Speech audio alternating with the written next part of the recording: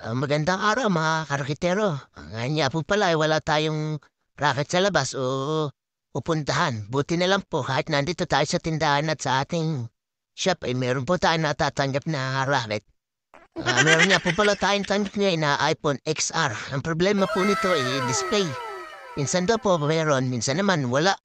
Nagkaganito daw po ito mula nung ginagamit na lagi na naka-charge tapos maglalaro siya. So dati na nga po palang nagawa tong cellphone nito, dating pinalitan na LCD.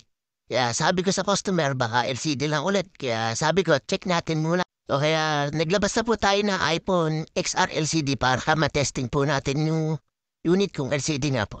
So tara, samahan niyo po ako at babakasin po muna natin yung kanyang cellphone. Madali pagka mga ganito pong nabuksan ay medyo madali na lang din pong baklasin ulit. Gawa ng hindi na po masyadong madikit yung pinaka-gilid-gilid niya. Kahit kuko na lang po yung pangtanggal natin dito, madali na rin po siyang tanggalin. So, po, natanggal na natin yung dalawang screw sa baba, kaya tatanggalin naman po natin yung pinaka-screw niya po sa mga loob para po ma-testing na din natin yung bagong LCD.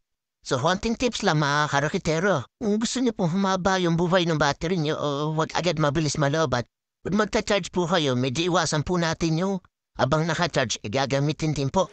Yung po kasi yung kadalasang nagiging problema, lalo na po kung naka-charge at magi-games po kayo, hindi po kagad mapupur yung battery. Mag-i-stay po siya ng matagal sa charger. Pwede pong lumubo yung battery niyo. Or mabilis na po rin malobat.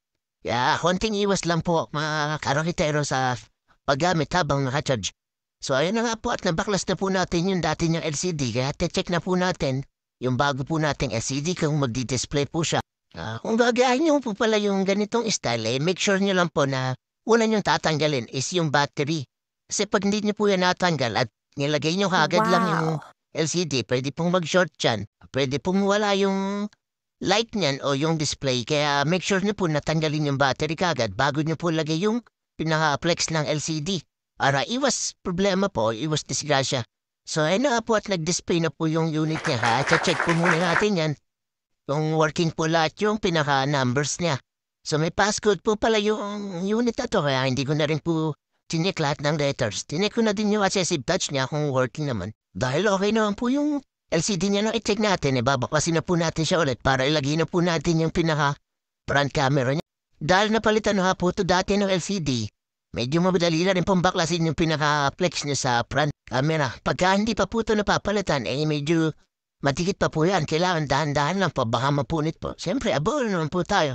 So, ayan. Nilipat na po ulit natin yung naka-front camera niya o yung flex sa bagong LCD. Pag iPhone niya pala, mga arkitero, medyo maliit po yung kanya mga screw. Kaya konting ingat lang. At baka ito ay magtalsikan. Kung gusto niyo po mga arkitero matuto ng mga ganitong gawain, ito lang po yung masasabi ko muna sa inyo. Kailangan, matyaga po kayo at mahaba yung pasensya. Lalong-lalo na, hindi po mainitin yung ulo nyo. Kasi pag mainitin po yung ulo nyo at konting problema lang, magkakainis kayo, magagalit. Ang lakalabasan lang po nun, mag-aabono kayo sa halip na mag-aayong cellphone. Masisira pa po kasi hindi kayo makakapag-focus ng maganda kung mainit yung ulo nyo.